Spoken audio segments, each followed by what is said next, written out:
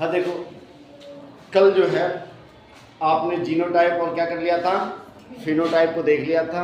और आज जो है अनुवांशिक संबंधित परिभाषित कुछ परिभाषित शब्द हैं, उसमें आपको कौन नंबर देखना है।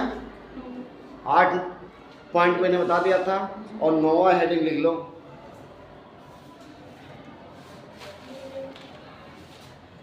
अर्धयुग्मजी क्या है, अर्धयुग्मजी, ये 9वां पॉइंट है।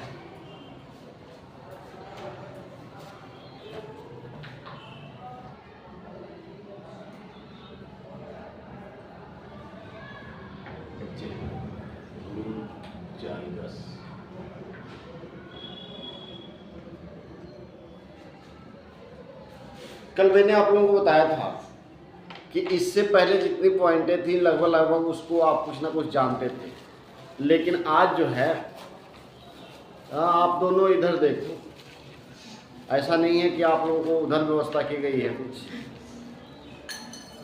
तो थोड़ा सा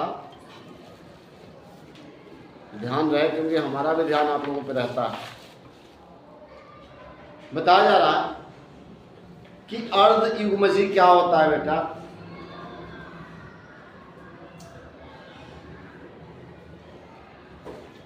जो द्विगुणित जीवधारी में किसी जीन के एकल अलील की उपस्थिति, लिखना है तो परिभाषा लिख लो। द्विगुणित जीवधारी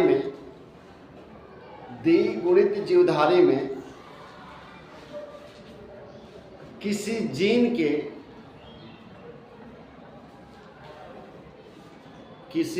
के एकल अलील की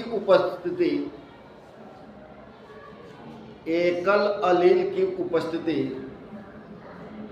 अर्धयुग्मजी कहलाती है।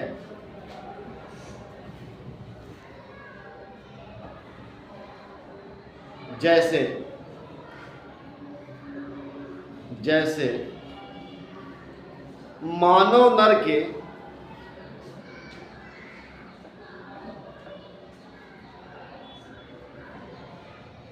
X और Y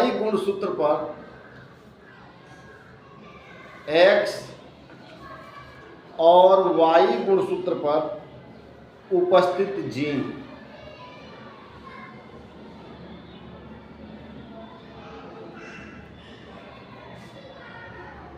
ध्यान देना बेटा। अगर हम मानव की बात करें तो जब मानव की बात आती है बेटा,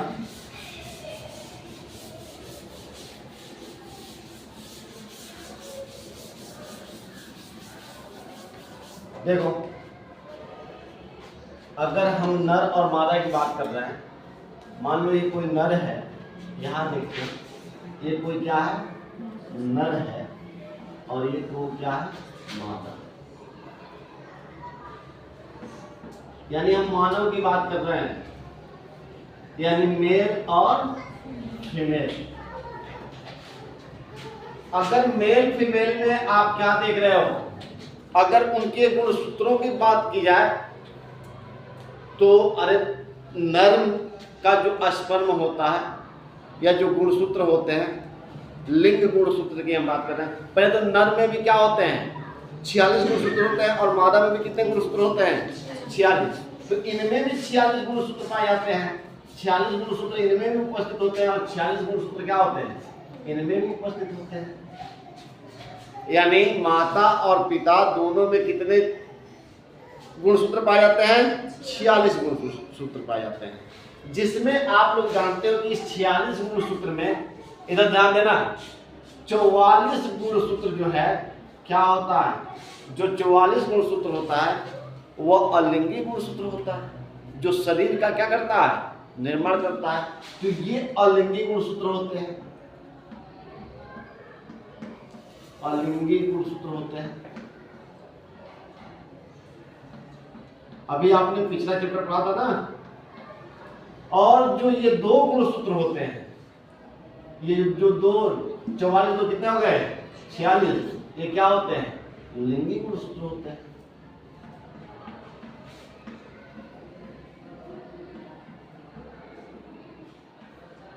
ऐसे माता जी में भी क्या होते हैं, 44 अलिंगी गुणसूत्र होते हैं और 2 क्या होते हैं, लिंगी गुणसूत्र होते हैं। अब जो है कि इन लिंगी गुणसूत्रों को हम देखेंगे, ये लिंगी गुणसूत्र होते क्या हैं। तो माता में जो ये अलिंगी गुणसूत्र होते हैं, ये क्या होते हैं, पुरुष में ये फादर्स में जो होते हैं, ये लिंगी गुणसूत्र कौन होते हैं, एक्स और वाई। कौन होते हैं, एक्स और वाई होते हैं। और माता में लिंगी गुणसूत्र कौन से होते हैं, एक्स एक्स गुणसूत्र। ध्यान देना, यहां तक तो बात आपको समझ में आ रही है, ये बात समझ में आ रही है ना भाई। इससे जो 44 गुणसूत्र होते हैं पूरे शरीर के निर्माण करते हैं, और जो 2 गुणसूत्र होते हैं, यानी इनमें से हम 22 गुणसूत्र लेते हैं और 22 गुणसूत्र इनसे लेते हैं, दो, यानी माता के 22 गुणसूत्र और पिता के 22 गुणसूत्र से हमारे शरीर का क्या होता है, निर्माण होता है। और इनसे एक गुणसूत्र, यानी पिता से मान लो कि अगर यहाँ पे आपको बताया गया था कि एक्स गुणसूत्र ये ले लेंगे तो क्या हो जाएगा, इससे लड़की का जन्म होगा, यानी कौन से लिंग परिवर्तित होगा, ये होगा फीमेल। अगर ये माता का एक्स और पिता का वाई मिल गया तो क्या होगा, मेल का निर्माण होगा। यही बताया गया था ना, यानी इससे लड़की का जन्म होता है और इससे जब ये दोनों मिलते हैं तो किसका होता है, लड़के का जन्म होता है। यही तो 2 गुणसूत्र क्या करते हैं, क्योंकि हम अर्धसूत्री विभाजन आपने देखा था कि हमने माता से भी आधा गुणसूत्र लिया और आधा गुणसूत्र किससे लिया, पिता से लिया। तो 22 जो गुणसूत्र लिए उससे शरीर का निर्माण कर लिए, और जो एक गुणसूत्र हम दोनों से लिए उससे हमारा लिंग का निर्माण हुआ, यानी या तो लड़का हुए नहीं तो लड़की। ठीक ना, यहां तक तो आप पिछले चैप्टर में पढ़ लिए हो। और यहाँ क्या हमें याद करना है, हमें तो यही देखना है कि जो द्विगुणित जीवधारी होते हैं, तो जीवधारी के जो जीवधारी होते हैं उनके किसी भी जीन के एकल अलील की उपस्थिति, उसमें जो भाई द्विगुणित है और जो उसमें एकल जीन उपस्थित रहता है, एकल जीन समझ रहे हो, नहीं समझ रहे हो, देखो यहाँ पे 2 जीन है, ये कौन कौन है, एक्स एक्स, तो ये द्विगुणित है, दोनों समान है। लेकिन पिता में क्या है कि एक्स और वाई दोनों अलग अलग है ना, एक्स अलग है और क्या है, वाई। तो पुरुष में जो ये वाई गुणसूत्र पाए जा रहे हैं, ये क्या है, एक जीन है, एकल जीन है, क्योंकि एक्स ही क्यों नहीं है, वाई भी है। और माता में क्या है, द्विगुणित है, लेकिन दोनों क्या है, जीन समान है। इसमें दोनों जीन समान नहीं है, अलग अलग है, एक एक्स है और एक क्या है, वाई है। और इसी को हम क्या कहते हैं, अर्ध युग्मजी कहते हैं। अब इसको समझने के लिए एक एग्जांपल समझाते हैं। पहले हम देखते हैं माता जी का।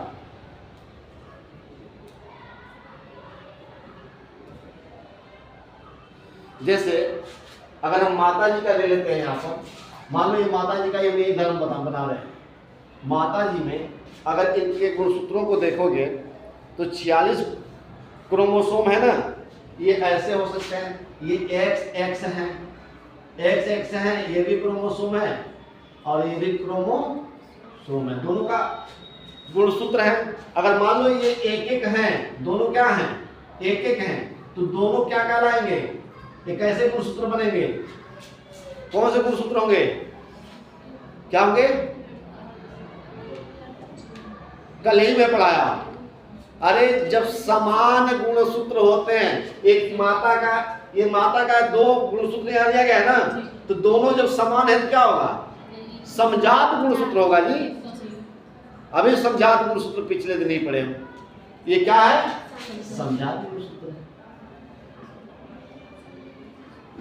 ये समजात गुणसूत्र क्या, अगर मान लो ये फिर एक्स एक्स, ये कितने कितने हैं, इनकी संख्या 2 है, तो भी क्या होंगे, समझाती होंगे। अगर ये एक्स एक्स, ये जो एक्स एक्स गुणसूत्र हैं, अगर ये कितने हो गए, 5 हो गए, तो भी क्या होंगे, समझात होंगे। ऐसे करके ये कहां तक जाएंगे, 23 जोड़े होंगे ना, कितने जोड़े होंगे, 23, 23 दूना कितना हो जाएंगे, 46 हो जाएंगे, 23 जो दूना कितना हो जाएंगे, 46। तो ये देखो अगर एक्स एक्स क्या है, ये 22 22 है तो भी ये क्या है, समजात है। क्या है, समजात है। अब यहां 23वां पे आते हैं। 23वां पर हमारे x गुणसूत्र है, यानी मैं सबको अलग अलग करके लिख रहा हूं। कितने जुड़े होते हैं, 23 जुड़े होते हैं ना, तो ये जुड़ा में मैं बना रहा हूं, तो ये 23वां जुड़ा है। कौन सा जुड़ा है, 23वां।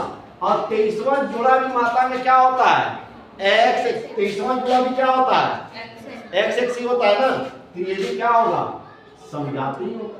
यानी मात्रा में सारे गुणसूत्र क्या होते हैं, समजात होते हैं। समजात गुणसूत्र होते हैं, ध्यान रखना। माता में जितना आपने गुणसूत्र देखा वो सब गुणसूत्र क्या थे, समजात गुणसूत्र थे। लेकिन अगर पिता की बात की जाए, ये पिताजी हैं और पिताजी को देखते हैं, इनमें x गुणसूत्र है, ये एक क्रोमोसोम है, तो ये क्या होगा, समजात होगा। क्या होगा, समजात। लेकिन ये x ये भी है, अगर ये मान लेते हैं 8वां है, तो भी ये क्या होगा, समजात होगा। ये कहां तक समजात होगा, 22वें गुणसूत्र तक क्या होगा, समजात होगा। क्या होगा, समजात होगा। लेकिन अगर हम 23वें गुणसूत्र पे आते हैं बेटा, तो 23वां गुणसूत्र क्या होता है, 23वां गुणसूत्र क्या होता है पिता में, बताओ। 23वां कौन सा होगा, अरे पिता में क्या आ जाएगा, 23वां गुणसूत्र XY आ जाएगा। तो जब 23वां गुणसूत्र जो है ये X और Y आ गया, तो दोनों के जीन में परिवर्तन हो गया कि नहीं, परिवर्तन हो गया। अरे जब समान लोकेशन पर क्या होता है, जब जीन पाए या समान जीन पाए जाते हैं तो क्या होता है, समजात ही होता है ना। अब यहाँ समजात आप देख रहे हो, तो यहाँ पर ये क्या हो गया, एक X और एक क्या हो गया, Y हो गया। तो क्या ये समजात गुणसूत्र होंगे, समजात गुणसूत्र होंगे, नहीं होंगे। तो ये समजात गुणसूत्र नहीं होंगे। तो जब समजात नहीं होंगे तो इन्हें ही हम क्या कहते हैं, क्या कहते हैं, अर्ध युग्मजी कहते हैं। क्या कहते हैं, अर्ध युग्मजी। ये समजात क्यों नहीं है, क्योंकि इनका एक जीन क्या है, X है, और दूसरा क्या है, Y है, इसीलिए ये क्या है, समजात। ठीक है, समझ में आ गया, कितने लोगों को समझ में आया। दोबारा एक बार इसको समझते हैं बेटा। जैसे बताया गया कि अर्ध युग्मजी क्या है, तो अर्ध युग्मजी में यही बताया गया है आप लोगों को कि जितने भी जो जीवधारी होते हैं वो क्या होते हैं, द्विगुणित होते हैं। उनमें जो है जो क्रोमोसोम पाए जाते हैं वो जोड़े में पाए जाते हैं। जैसे मनुष्य की हम बात करें तो मनुष्य में क्या होता है, 23 जोड़े गुणसूत्र होते हैं। मेल में भी 23 जोड़े होते हैं, और क्या होता है, फीमेल में भी कितना होता है, 23 जोड़े, यानी पिता में भी 23 जोड़े और माता में भी। जिसमें से 22 जोड़े जो होते हैं वह समान गुणसूत्र होते हैं, किसका, मेल और फीमेल। और वही 22 जोड़े में से हम क्या करते हैं, आधा आधा गुणसूत्र लेकर बच्चों के शरीर का निर्माण होता है। और जो एक जोड़ी गुणसूत्र होता है माता में क्या होता है, वो XX होता है। क्या होता है, XX, और पिता में क्या होता है, XY। तो माता में तो हम देख रहे हैं कि माता जी में हमने क्या देखा कि सारे गुणसूत्र जो है, जो 46 के 46 गुणसूत्र हैं, वो 46 के 46 गुणसूत्र क्या हैं, XX ही है, यानी सब XX गुणसूत्र पाए जाते हैं। लेकिन पिताजी में आप क्या देख रहे हो कि पिताजी में जो गुणसूत्र पाए जाते हैं, लेकिन जो 23वां जुड़ा गुणसूत्र होता है वो क्या होता है, XY। यानी निश्चित रूप से जो ये द्विगुणित तो है, लेकिन ये जीन के एकल अलील पर उपस्थित है। एकल अलील का मतलब क्या है, दोनों अलग अलग हैं। Y अकेले है, Y इसमें क्या है, अकेले है, इसलिए इसको हम क्या कहेंगे, अर्ध युग्मजी कहेंगे। क्या कहेंगे, अर्ध युग्मजी कहेंगे। तो इसीलिए इसका एग्जाम्पल क्या लिखवाया गया है, जैसे मानव नर में X और Y गुणसूत्र पर उपस्थित जीन क्या कहलाता है, क्या कहलाएगा, अर्ध युग्मजी कहलाएगा। अब देखिए यहाँ पे मैंने निकाला है, अगर मान लेते हैं, इधर देखो, मात्रा का मैंने बताया था अभी कि ये XX इसको एक एक हमने मान लिया कि एक गुणसूत्र, पहला गुणसूत्र ये है, दूसरा ये है, तीसरा ये है, ऐसे करके कहां तक 22 तक। तो सब में XX आ रहा है। कितने 22 जोड़ा तक क्या आ रहा है XX। 23वां जोड़ा भी देख रहे हैं तो 23वां जोड़ा भी क्या आ रहा है XX। और जब दोनों समान होते हैं तो क्या कहलाते हैं समजात गुणसूत्र कहलाते हैं। लेकिन यही पिता में देखते हैं तो पहला से लेकर 22 तक तो एकदम समजात गुणसूत्र है, लेकिन 23वां जोड़ा क्या है समजात गुणसूत्र नहीं है, उसमें एक X आ रहा है और एक क्या आ रहा है Y आ रहा है, इसलिए ये समजात गुणसूत्र नहीं है। और जो समजात गुणसूत्र नहीं होता है उसे ही हम क्या कहते हैं अर्ध युग्मजी कहते हैं, यानी हेमीजाइगस कहते हैं। समझ में आया। 10वां पॉइंट, प्रभावी अलील और अप्रभावी अलील।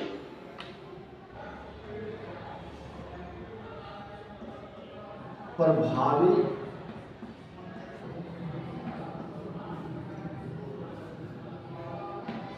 आपको कल याद होगा कि कल मैंने बताया था कि प्रभावी और अप्रभावी अलील कौन से होते हैं। तो मैंने कुछ एग्जाम्पल दिया था। एग्जाम्पल ये दिया था कि जो अरूपांतरित अलील होता है वह सारे अलील उसके क्या होते हैं प्रभावी होते हैं। क्या होते हैं प्रभावी होते हैं। और जो रूपांतरित होता है जो मॉडिफाइड होता है उसमें से एक अलील क्या होता है प्रभावी होता है और अन्य अलील क्या होते हैं अप्रभावी होते हैं। कल मैंने इसको एग्जाम्पल दिया था ना, तो उसी रूपांतरित यानी अरूपांतरित संपूर्ण अलील क्या होते हैं उसमें प्रभावी होते हैं। क्या होते हैं प्रभावी होते हैं। जबकि रूपांतरित वाले में क्या बताया गया था कि कुछ उसमें क्या होंगे प्रभावी होंगे और कुछ प्रभावी नहीं होंगे। तो ये वही पॉइंट था, लिख लोगे। समझ में आ गया ना इसमें प्रभावी और अप्रभावी कौन सा है। अरे और रूपांतरित क्या है प्रभावी है और रूपांतरित क्या है एक प्रभावी है और अन्य क्या है अप्रभावी है। बस इसी को लिख देना। तो ये 10वां पॉइंट था। अब 11वां पॉइंट देखते हैं। ध्यान 11वां क्या है बेटा 11वां पॉइंट होगा। 10वां पॉइंट आपने देख लिया प्रभावी और अप्रभावी समझ लिया अलील क्या है। अब 11वां पॉइंट देखते हैं फिनोकापी। फिनोकापी दो शब्दों से मिलकर बना है। यानी फिनोकापी की अगर बात करें तो फिनोकापी का ही मतलब होता है कि फिनोटाइप, जो फिनोटाइप होता है, फिनोटाइप आप समझते हो जो बाहरी लक्षण हमारे अंदर क्या होते हैं उत्पन्न होते हैं दिखाई देते हैं वो फिनोटाइप है। तो उस फिनोटाइप का कॉपी यानी जीरेक्स फोटोकॉपी समझते हो ना, उसी का 2 कॉपी क्या कहलाएगा फिनोकॉपी कहलाएगा। तो फिनोकॉपी में यानी इसको समझने के लिए जब दो भिन्न जीनोटाइप के यानी अगर मान लो कि दो भिन्न जीनोटाइप क्या है दो जीनोटाइप समझते हो ना जो लक्षण उत्पन्न होते हैं। तो जैसे एक कैपिटल टी हो गया और एक स्मॉल टी। तो जब दो भिन्न जीनोटाइप को भिन्न वातावरणीय परिस्थितियों में रखने पर समान फिनोटाइप उत्पन्न होता है। अगर मान लो कि हमने दो क्या है जैसे कि कैपिटल टी है और एक क्या है स्मॉल टी। हमने दो या ऐसे हो सकता है कि एक क्या है कैपिटल टी और एक क्या है स्मॉल टी। दोनों भिन्न है कि नहीं है, दोनों जीनोटाइप भिन्न है कि नहीं है। तो इन दो भिन्न जीनोटाइप को भिन्न वातावरणीय परिस्थितियों में रखते हैं और भिन्न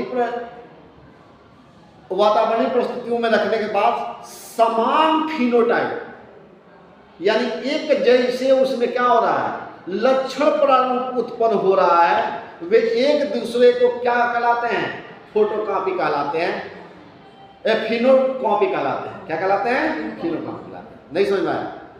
हमने एक लंबा वाले को ले लिया और एक क्या कर लिया बौने वाले। जैसे मान लेते हैं कि लंबा है ना, मैंने क्या कहा अभी ध्यान सुनना, और ये क्या है बौना है। हमने अभी आपको समझाया ये दोनों भिन्न भिन्न क्या है जीनोटाइप और इनको ऐसे वातावरण में रखते हैं यानी भिन्न वातावरण में रखते हैं, एक अलग वातावरण में रखते हैं और अलग वातावरण में रखने के बाद अगर इन दोनों का, इसका और इसका जो फिनोटाइप है, फिनोटाइप ये समान आता है, क्या आता है? समान आता है, तो वही क्या कहलाता है? फिनोकॉपी कहलाता है। परिभाषा समझ में आई? अब कैसे ये होता कैसे है, इसको कैसे समझेंगे? तो देखो बेटा, जैसे एग्जाम्पल के लिए हम ले लेते हैं, मान लेते हैं कि हम किसी पादप की ही बात करते हैं। किसकी बात करते हैं? पादप की बात करते हैं। यहां पर एक लंबा वाला है और एक क्या है? बौना वाला है। मान लेते हैं ये कोई पौधा है, ये क्या है? ये कोई एक पौधा है,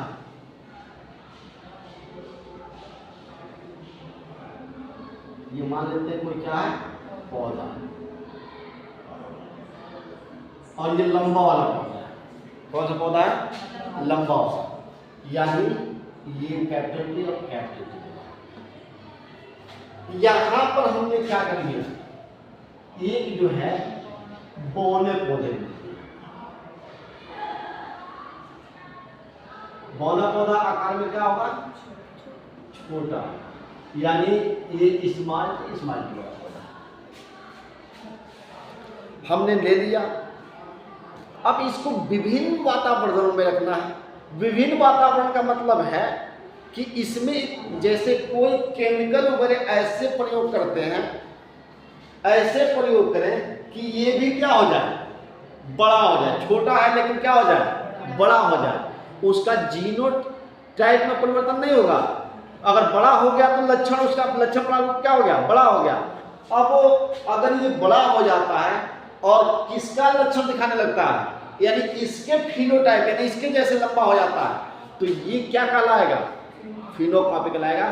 तो एक देखो, एक हार्मोन्स आता है, एक हार्मोन्स होता है जिसका नाम होता है गिबरेलिन। क्या नाम होता है? गिबरेलिन। हमने क्या किया?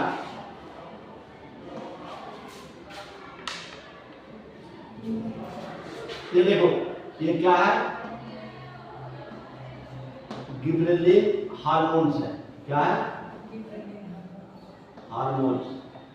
ये किसमें आते हैं? पौधों में आते हैं। इस इधर ध्यान दो, इस गिबरेलिन हार्मोन्स को हम क्या करते हैं? लाकर इस बौने वाले पौधे पर छिड़क देते हैं। क्या कर देते हैं?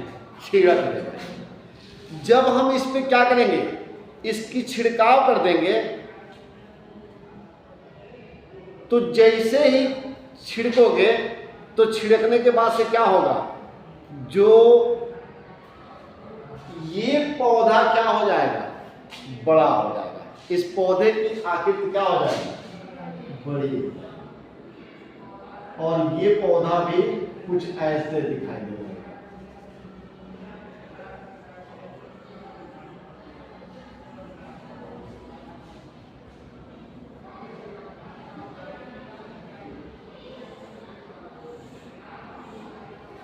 हमने क्या किया बेटा? यहां पर लाकर किसको छिड़काव किया? तो आपने क्या देखा? इसकी आकृति में क्या आ गई? परिवर्तन आ गई। आकृति में परिवर्तन आने का मतलब ये बड़ा हो गया। तो बड़ा हो गया तो फिनोटाइप इसका क्या हो गया? चेंज हुआ। फिनोटाइप क्या हो गया?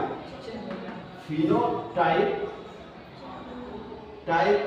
चेंज हो गया। पहले फिनोटाइप कौन सा था? इसका छोटा वाला था। अब फिनोटाइप क्या हो गया? जो लक्षण प्रारूप है वो क्या हो गया? बड़ा हो गया। लेकिन जीनोटाइप में कोई परिवर्तन नहीं आएगा। जीनोटाइप क्या होगा? वही वाला रहेगा, यानी अप्रभावकारी ही रहेगा। जैसे आजकल जितने भी पेड़ पौधों का व्यवसाय करने वाले लोग हैं, वो क्या करते हैं? कुछ इस तरह का प्रयोग करते हैं और छोटे वाले को, बोने वाले को भी क्या कर देते हैं? बड़ा कर देते हैं। लेकिन उसके जीनोटाइप में परिवर्तन नहीं आता है, सिर्फ क्या आता है, फिनोटाइप में। और फिनोटाइप में परिवर्तन आना ही फिनोकॉपी कहलाता है। तो ये क्या हो गया, इसी को हम क्या कहेंगे, फिनोकॉपी कहेंगे। याद हो गया, लिख लोगे, बोलो। अब एक लास्ट पॉइंट है, वह क्या है, बढ़ावा, जो आपके कोर्स में दे रखा है, इसको कहते हैं संकर ओज। क्या कहते हैं, संकर ओज। बारहवां देखते हैं, संकर ओज। बेटा संकर ओज जो है, हाँ देखो संकर ओज क्या है, लिख लो इसमें।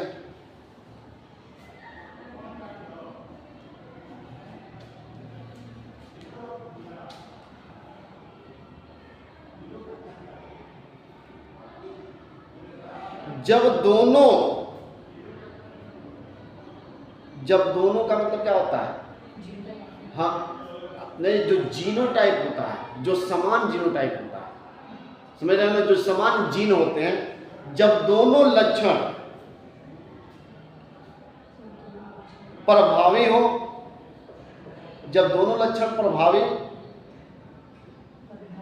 हो, एक मिनट, जब दोनों लक्षण प्रभावी उनके संतति में जाता है,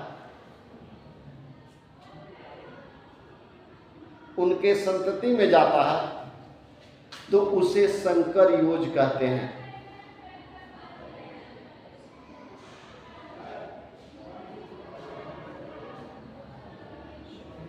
तो उसे क्या कहते हैं, संकर योज कहते हैं। इसको समझना बेटा, संकर योज को समझने के लिए, जैसे मान लो अगर हम एग्जाम्पल तौर पर देखें, इस पर देखें एग्जाम्पल के रूप में, मान लो कि ये कोई क्या है, कोई ये पिताजी है, क्या है, पिताजी है, यानी पिताजी क्या है, कैपिटल टी कैपिटल टी, यानी लंबे, क्या है, लंबे है। एक लक्षण उनमें कौन सा मिल रहा है, लंबे का, और दूसरा लक्षण उनका मिल रहा है कि उनकी आंखें क्या हैं, नीली, क्या है, आंखें नीली हैं। तो यहाँ देख रहे हो दोनों कैपिटल में है, तो इसका मतलब ये क्या है, प्रभावी लक्षण है, और एक क्या है, अप्रभावी लक्षण है। तो ये प्रभावी लक्षण हो गया, इसको हम क्या मानेंगे, ये प्रभावी लक्षण हो गया। लंबा होना, यानी लंबा होना क्या है, प्रभावी लक्षण, और नीला, आंख का नीला होना क्या है, आंख का नीला होना अप्रभावी लक्षण। तो ये प्रभावी लक्षण आपको दिखाई दे रहा है, ये प्रभावी लक्षण हो गया, और ये क्या आपको दिखाई दे रहा है, अप्रभावी लक्षण, अप्रभावी लक्षण। समझ में आया? एक तरफ माता जी है, एक तरफ क्या है, माता जी, ये बौनी, क्या है, बौनी, और इनका आंख जो है काला है, इनका आंख कैसा है, काला, एक काल, आंखें कैसी है, काला।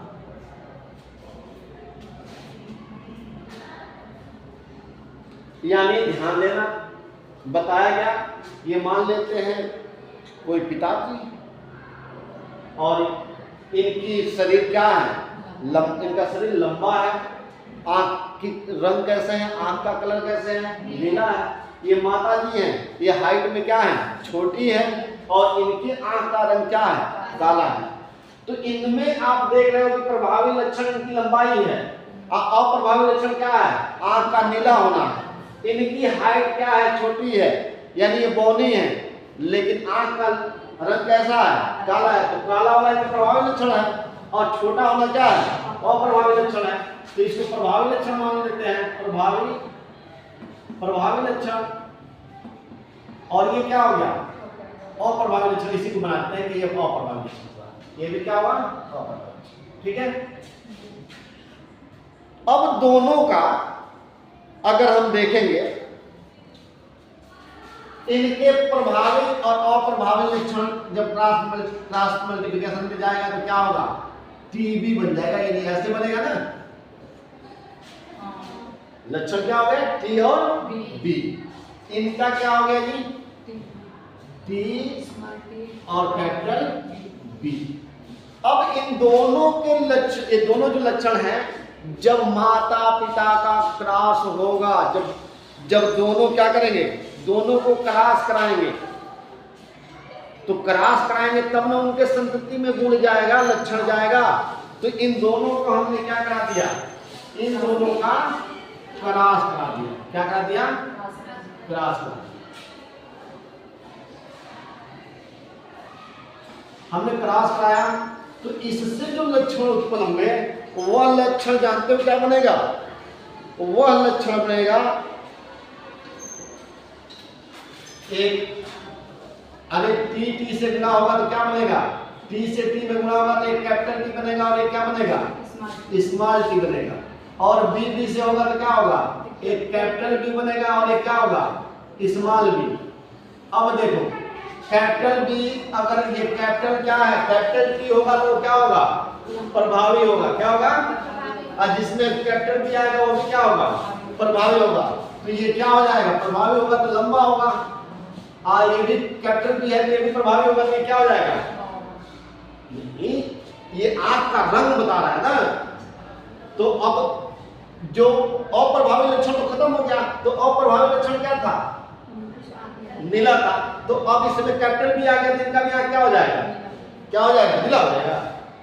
ये अप्रभावी लक्षण और प्रभावी लक्षण तो अपना प्रभावी नहीं दिखाता है। अब केवल प्रभावी लक्षण दिखाएगा ना, तो नीला वाला तो प्रभाव नहीं करेगा, प्रभाव कौन सा आएगा, काला वाला। तो इनका आंख क्या हो गया, काला। यानी दोनों प्रभावी लक्षण आ गए कि नहीं आ गए, आ गए ना।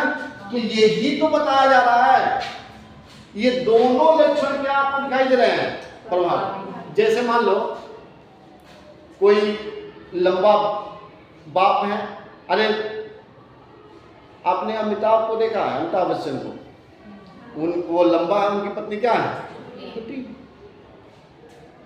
अब चूंकि मैं उनकी एग्जाम्पल तो नहीं दूंगा, जैसे मान लो कि कोई अमिताभ के जैसे लंबे हैं कोई व्यक्ति है, और उनकी पत्नी के जैसे उनका क्या है, बच्चा, उनकी पत्नी जैसे कोई उनकी पत्नी है। अब इन दोनों से जो संतान पैदा होगा, और अमिताभ जी, मान लो कि जो अमिताभ जी जैसे जो बड़े व्यक्ति हैं, उनकी आंखें कैसी हैं, नीली हैं। क्या है, शरीर क्या है, लंबा है, आंखें क्या है, नीली है।